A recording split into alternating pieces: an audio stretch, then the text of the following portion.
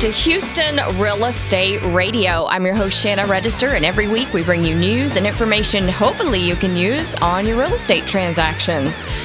This week, we are going to be talking about several different things. We are going to be talking about some safety issues. You definitely want to stick around for that. First segment, though, I want to talk about something that you're probably all very familiar with, and that is property management. Before we get started on that, though, I do want to give you our call-in number. So if you've got a real estate question, you can just give us a call over here at the studio, 281-882-8088. 281-882-8088. You can call us 24/7 with your questions. We'll play them right here on the air and give you answers back to your real estate questions. So I've got Pam Bailey on the line. She's calling into our studio, and she is the CEO of Chaparell Management. They're a property management company. Pam's been doing this for a long time. She's dealt with a lot of neighborhood issues, and I know most of you out there live in neighborhoods, and you've got property management companies you deal with, and so that's what we're going to be talking about today. What do they do? What are they supposed to be doing? How do they help you, the residents of the neighborhood? So welcome to the show, Pam. Thanks for having me, Shannon.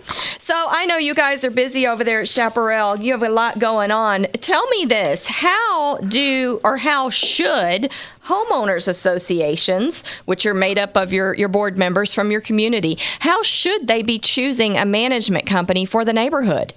Well, just like anything else you shop for, you need to know what you want, you need to know what you need, and you need to know what you can afford. Mm-hmm. So it's very much like a car. We all have engines and we all have steering wheels, but it's about the level of service that we give. So you need to know the needs of the residents and how involved the residents are going to be before you decide what your management company needs to do. Do you find, though, that based on the management, this has kind of been my experience, depending on the management company and the leadership in the community, the board for the community, you're going to get a different level of participation. So like me, for example, I live in a neighborhood where when I first moved there was tons of stuff going on, lots of activities, lots of people involved. Now, 10 years later, there's a lot less going on and a lot less involvement, and there's just not, it's not as, and the neighborhoods evolve, they change, the age level of kids change, and, depending on the economy, things can change. I mean, a lot of things can change. So, well, when people ask me what I do for a living, I say that I manage the lifestyle of a community, and the lifestyle of the community is just that. When you moved in, the community was young, everybody wanted to be involved, everybody was willing to volunteer, and as the kids get older and mom and dad's schedules get busier, mm-hmm. their volunteer efforts go in different directions for sports and things. So right.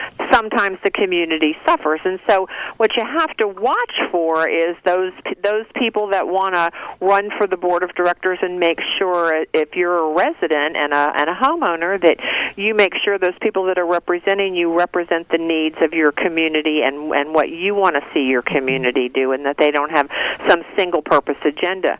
But the challenge most communities have is really the resident who buys in a community and has the lack of knowledge about what they bought.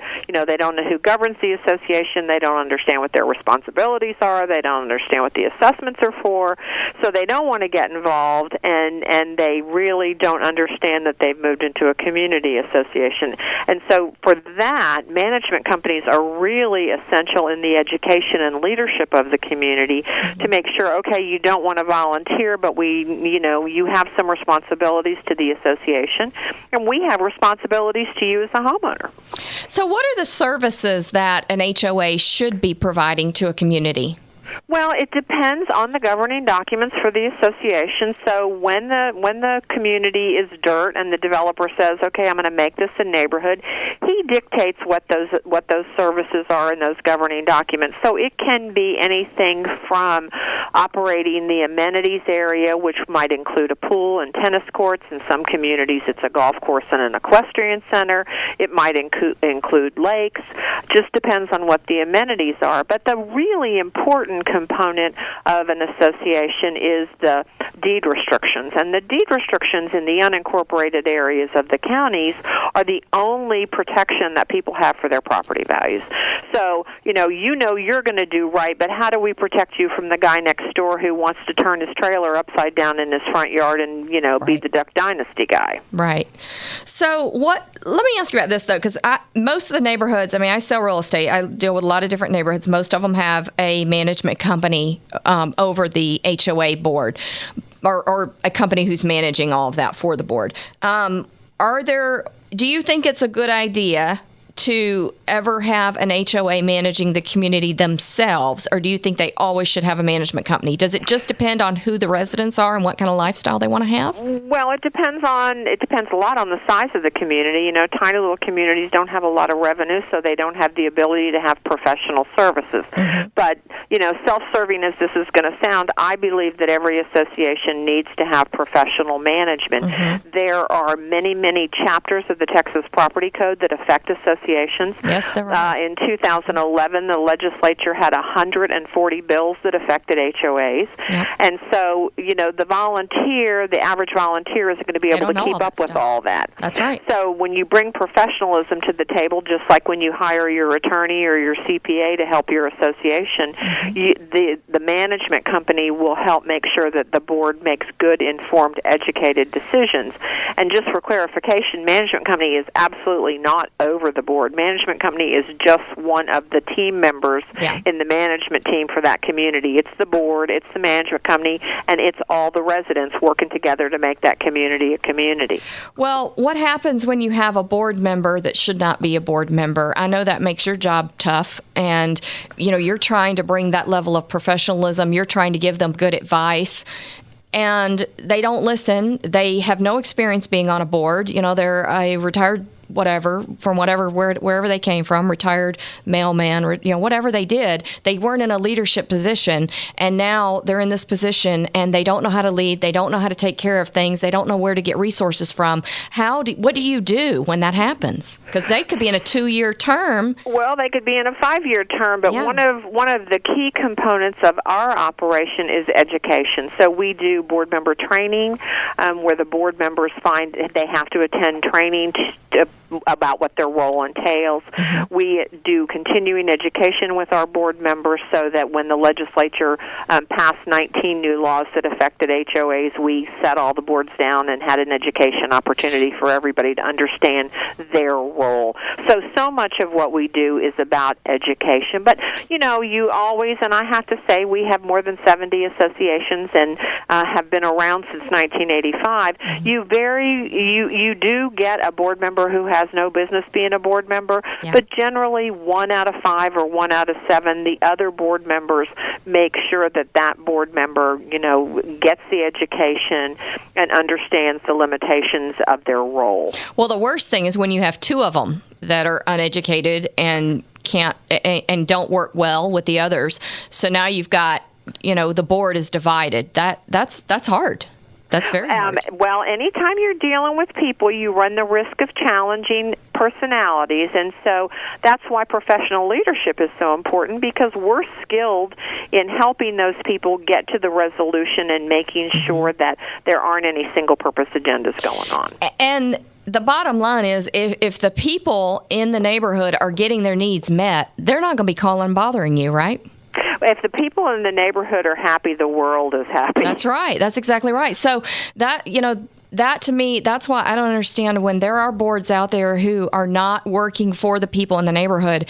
It's like, wow, your life would be so much better if you would just do what the people in the neighborhood want you to do, because everybody would be happy.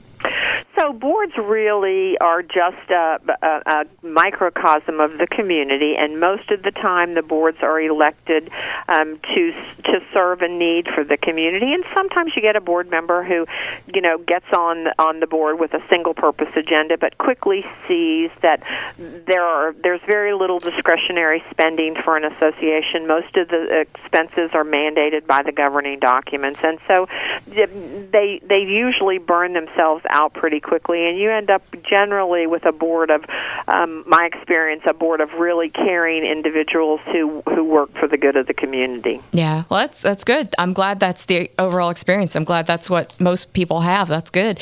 Hey, hang on just a second. We've got to go to a commercial break. We'll be right back in just a minute here on Houston Real Estate Radio. After a quick commercial, we're talking with Pam from Chaparell Management, and we're going to be right back here on Houston Real Estate Radio after a word from our sponsors.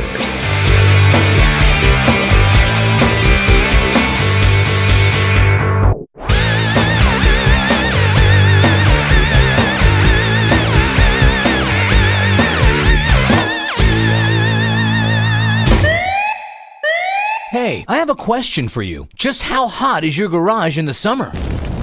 Yep, thought so. Hot. Hot. And even hotter, right? So what if I told you that there's a product that can now help keep your garage cool? Introducing Windy Vent, a revolutionary passive garage ventilation system that works off thermal airflow to allow free airflow in during hot summer months and can be closed to keep the cold out in the winter. Windy Vents are sold in pairs and install in as little as 30 minutes. Get your revolutionary Windy Vents today and say no to your hot garage. You don't have to leave your garage door up to cool your garage anymore. Vent it 24/7 with Windy Vents. To get yours now, go to windyvent.com. Get 10% off your order. Just enter the word Shannon as your coupon code. Don't wait. Go to windyvent.com. windyvent.com. That's 2 E's. windyvent.com. Installation not included. See windyvent.com for certified installers and for more information. Restrictions may apply. See website for details.